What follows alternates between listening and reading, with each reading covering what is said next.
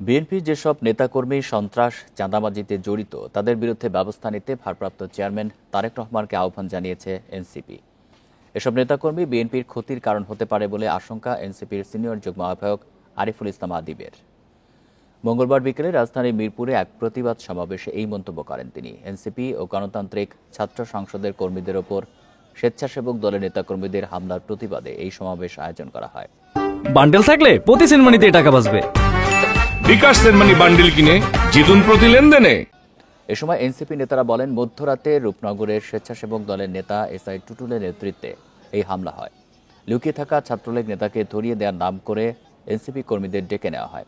হামলাকারীদের দ্রুত গ্রেপ্তারের দাবি জানানো হয় বিক্ষোভ মিছিল থেকে।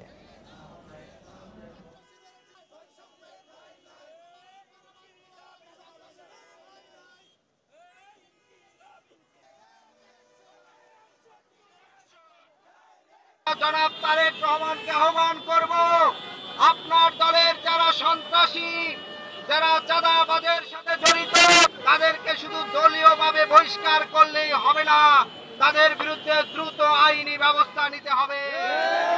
অন্যথায় এই সন্ত্রাসীরা শুধুমাত্র বিরোধী দলের নেতা কর্মীদের উপরে হামলা করে ক্ষান্ত হবে না, তারা বিএনপিকে নিঃশেষ করে দিবে।